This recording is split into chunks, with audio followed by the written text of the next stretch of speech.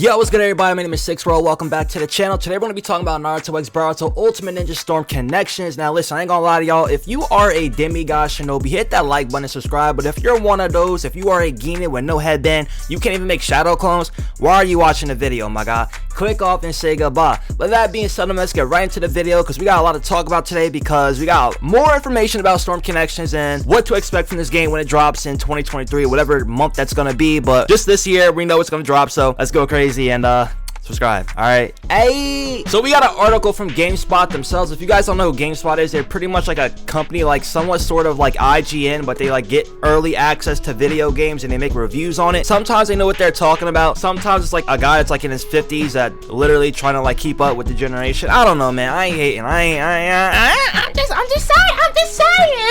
I'm just saying, all right, no shots taken unless it's booty shots, but like I said, man, I don't got nothing to do with those. But let's talk about it. So we got an article and it says, mechanically, Naruto x Boruto plays similarly to the previous games in the series, with two players facing off in a 3D arena using basic attacks, combos, and substitute dodges in a variety of wild jutsus. So what they're pretty much saying is this game plays literally just like Storm 4 and all the other previous games, but a little bit tweaked and a little bit better. So far, so good. It's also a tag fighter, with each player having a team of 3 characters who they can swap to during the fight.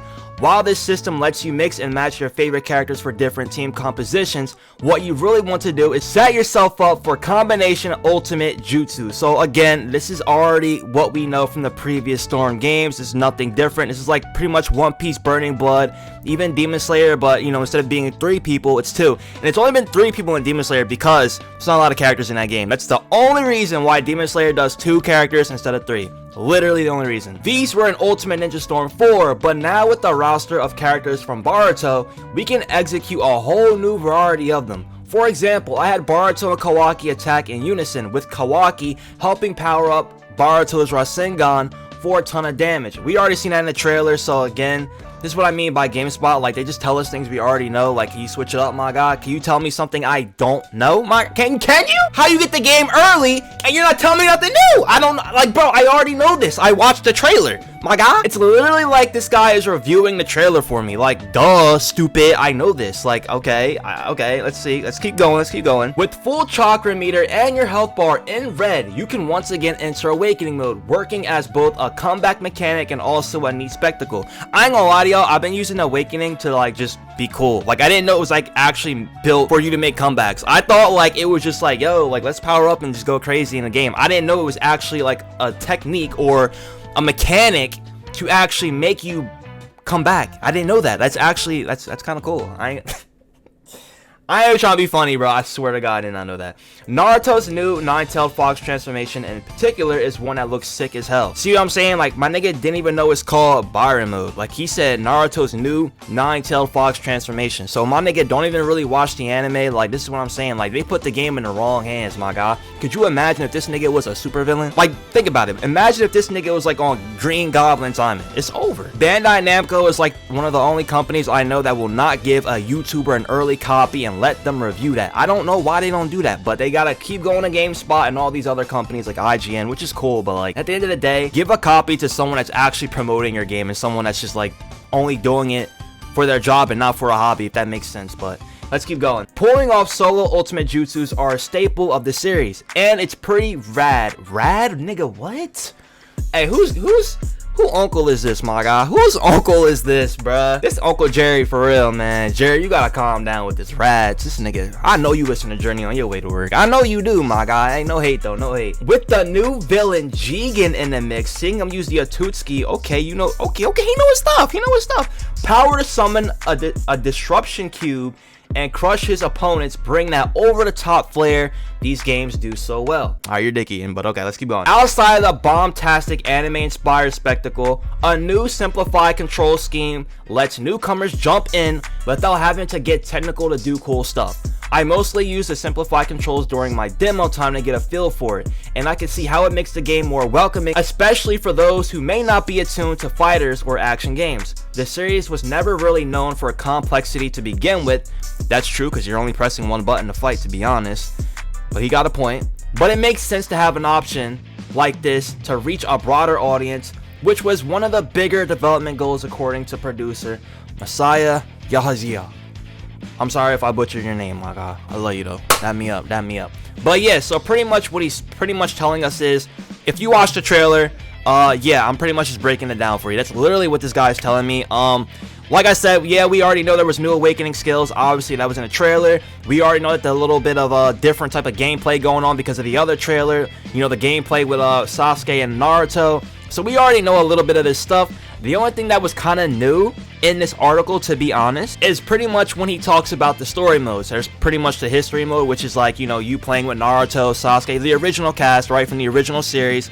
And then you have the special story, which is pretty much going to be like the Boruto Tales from the Storm 4 game, but pretty much just like tweaked a little bit. So now we're getting an actual more in-depth Boruto story as well in the Storm games. Like I said, pretty cool because nobody really played a Boruto type of story mode in a video game yet, kind of like Dragon Ball Super as well. Like nobody really played a Dragon Ball Super story yet. Maybe Kakarot a little bit and maybe Xenoverse a little bit, but again, they're not focused strictly on Super. I feel like Boruto actually has his own game mode on his anime. All right, so again, it's cool, but like I said, it's just nothing crazy right now. I kind of want to know more about the mechanics, customization, like, you know, the different type of hairstyles maybe, or maybe outfits, or maybe like a customization of, like, you know, putting something on Naruto maybe to make his Rasengan stronger, or maybe change colors, or, you know what I'm saying, like, I don't know, maybe I'm getting a little bit too crazy with the customization, but just something different other than like story mode. We already knew a story mode was gonna be in the game, so again,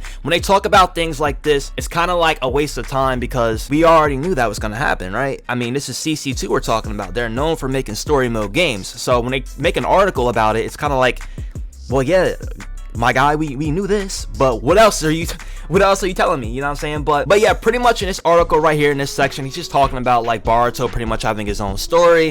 For people that aren't really caught up with the series yet, they can actually catch up by playing the game, which again, I agree with as well. I think that's pretty cool that you can actually play a video game to get caught up in an anime. I think that's actually really dope because not only are you catching up on a story, but you're also having fun while doing it. So that is a W. I will give him that. That is definitely a huge W to catch up on an anime that you really don't want to watch, but you really do enjoy playing the game. So now it's like kind of fun to catch up on that anime, which I think a lot of people are actually gonna do with this game.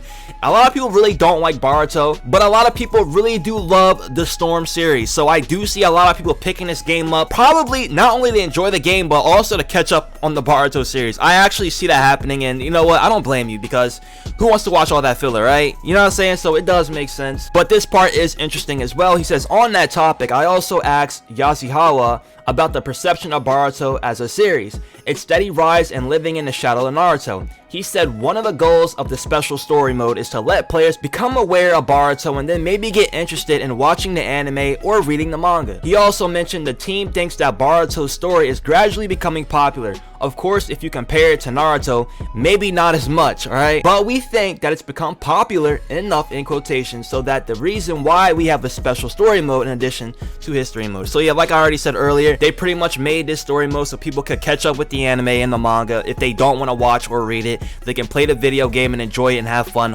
while doing it. Makes a lot of sense, and I do like that he kind of like says that Naruto's better as well. I kind of do like that. But yeah, man, that's pretty much it for Storm Connections right now. That's all the news I got for right now. More information will be coming out tomorrow. I got off tomorrow, so let's go crazy with it. All right, thank you guys again for watching the video. I really do appreciate it. Let me know in the comment section below, how do you guys feel about this? Do you think this game is gonna be a banger? Are you excited for it? Which story mode are you more excited to play, my guy? Are you more excited to play the history mode playing as Naruto and Sasuke, or are you more excited to play the special mode with Boruto and his legacy? Me personally, I'm more excited for the Boruto because I haven't seen it. I mean, I've seen it, but like I haven't played it, you know what I'm saying? Technically I haven't played Naruto's either, but I don't know. I'm just more excited for the Boruto one because of the Red Susanoo and, you know, the other Uchiha girls. So I want to see what's going on in that. But again, you guys let me know in the comment section below. Again, thanks again for watching the video. I appreciate it. Love y'all. Take care. Be safe. And I will see y'all on the next one. Till then, I'm out. Hey! I just wonder who the fuck you niggas think you are. I've been shining way before I knew I was a star. Yeah, fuck any nigga in my school that said I couldn't be. A lot of niggas in my ears telling me I couldn't be. But it's all good, but it's all good. But it's all good, but it's all